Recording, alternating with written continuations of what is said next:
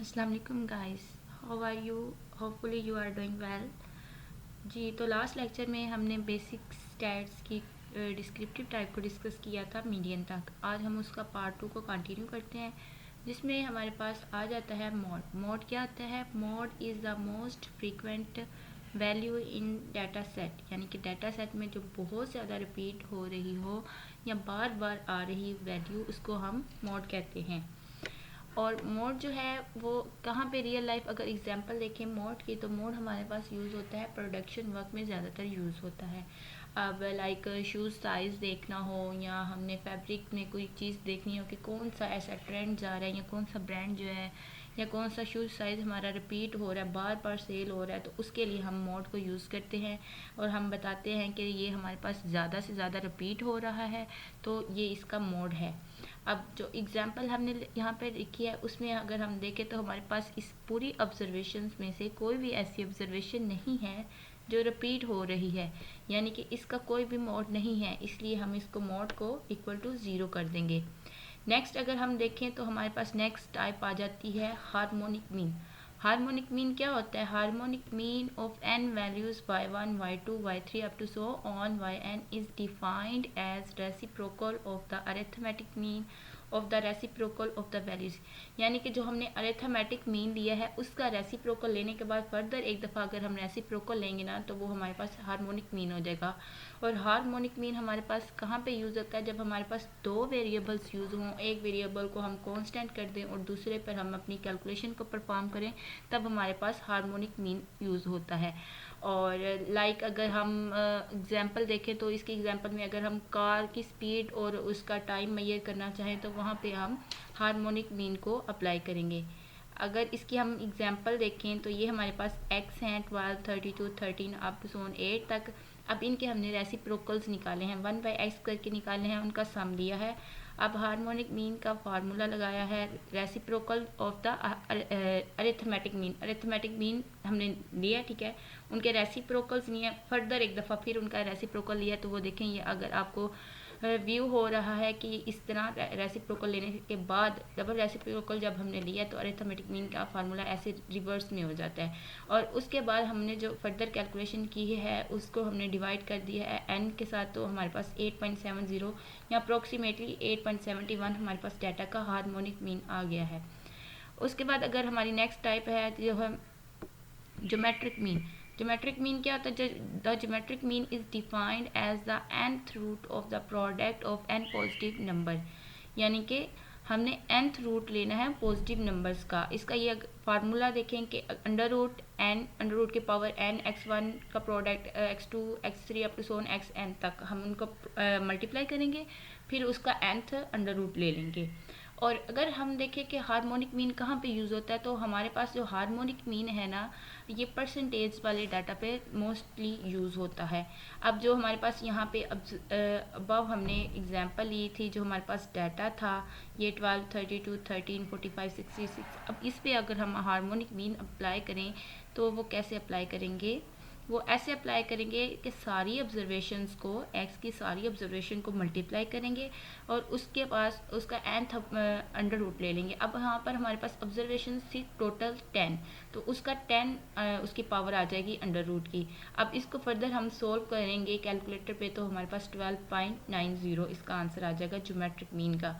तो ये थी हमारे पास टाइप्स ऑफ डिस्क्रिप्टिव स्टैटिस्टिक में हमारे पास जो उसकी एक टाइप थी मेजर ऑफ सेंटर टेंडेंसी, यानी कि डाटा का किस तरफ रुझान है, इसमें वो चीज़ को डिस्कस किया गया है।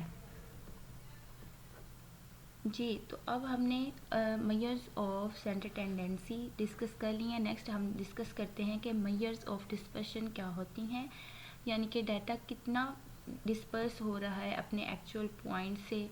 तो इसमें जैसे हमने सेंटर टेंडेंसी में बात की थी, उसकी टाइप्स हैं, मीन है, मीडियन है, मोड है, हार्मोनिक मीन है।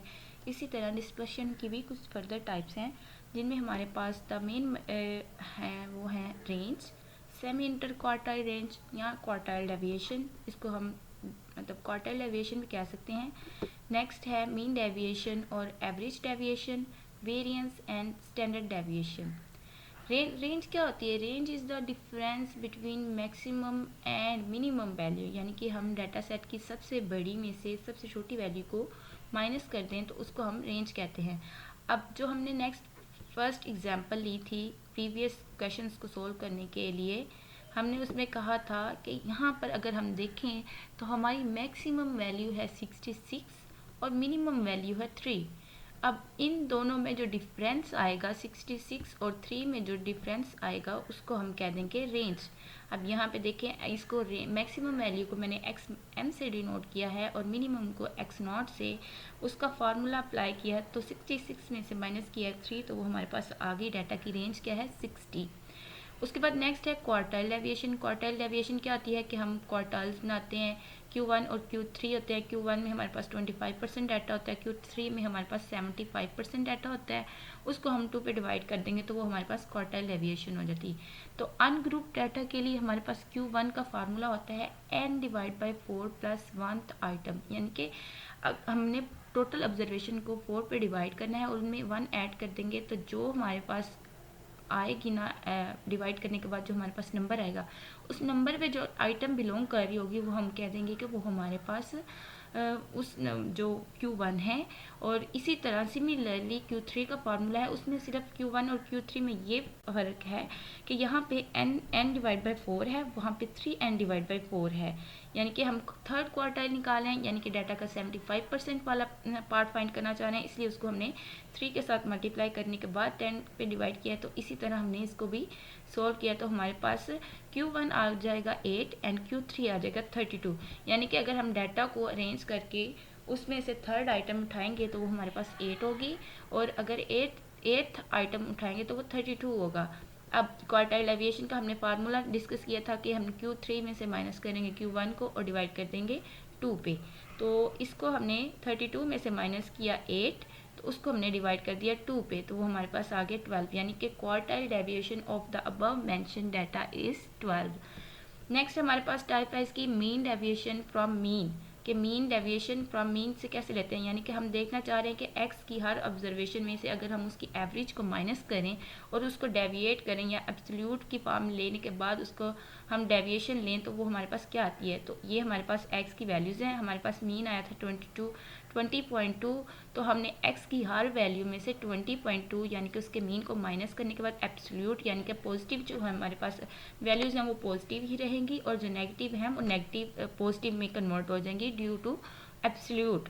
तो ये हमने उसकी कैलकुलेशन फर्दर की, उसका सम किया, जो एब्सोल्यूट x माइनस एक्स बार यानी कि मीन की वैल्यू से लिया है उसका सम हमारे पास आया है 164.8। उसको हम अगर डिवाइड कर देंगे टोटल नंबर ऑफ ऑब्जर्वेशंस पे तो वो हमारे पास आ जाएगा इसका answer mean deviation from mean. Next हमने करना है कि हमने फाइंड करना है वेरिएंस। वेरिएंस क्या होता है? तो वेरिएंस जो होता है इसमें हम देखते हैं कि डाटा हमारे पास कितना वेरिएट कर रहा है, अपने मरकज़ पॉइंट से कितना वेरिएट कर रहा है, कितना दूर है। अब इसमें ये सिमिलर है लेकिन मीन डेविएशन के, लेकिन मीन डेविएशन में हम एब्सोल्यूट लेते हैं, यहाँ हम एब्सोल्यूट नहीं लेंगे। इसका फार्मूला है कि सम ऑफ एक्स माइनस मीन का स्क्वायर डिवाइड बाय एन। तो इसका अगर हम इसकी कैलकुलेशन देखें तो ये हमने कैलकुलेशन परफॉर्म किया, एक्स में से माइनस किया मीन का, तो देखिए यहाँ पे एब्सोल्यूट ना होने की वजह से नेगेटिव वैल्यूज़ नेगेटिव में लिखी हैं और जो पॉजिटिव हैं वो ऑलरेडी पॉजिटिव में लिखी हैं। अब जब हम इसका स्केयर लेंगे एक्स माइनस मीन का 8.2 का अगर हम स्केयर लेंगे तो वो पॉजिटिव वैल्यू में चला जाएगा, जो नेगेटिव का साइन स्केयर लेने के बाद पॉजिटिव में कन्वर्ट हो जाता है। अब हमारे पास क्या था, sum of x minus mean का whole square divide by n. अब हमने एक्स माइनस मीन का होल स्केयर जो हमने निकाला है उसका सम करेंगे, वो हमारे पास आएगा 3907.6। तो उसको हमने डिवाइड कर दिया टोटल नंबर ऑफ ऑब्जर्वेशन पे, तो वो हमारे पास वेरिएंस आ गया। अब स्टैंडर्ड डेविएशन क्या आती है कि positive square root of variance is called standard deviation. Simply जो वेरिएंस का आंसर है उसको हमने अंडर रूट ले लेना है तो वो हमारे पास स्टैंडर्ड डेविएशन आ जाएगी जी। तो इसमें हमने फाइंड कर लिया है कि मेजर्स ऑफ डिस्पर्शन को हम कैसे सॉल्व आउट करते हैं, ये मेजर ऑफ डिस्पर्शन के क्या फार्मूलाज हैं, क्या थ्योरी है और क्या उसको मेथड है सॉल्व करने का। और अगर आपको मेरी वीडियो अच्छी लगी है तो प्लीज़ लाइक कीजिएगा और सब्सक्राइब कर दीजिएगा। Thank you so much. मिलते हैं नेक्स्ट वीडियो में इंशाल्लाह। अल्लाह हाफिज़।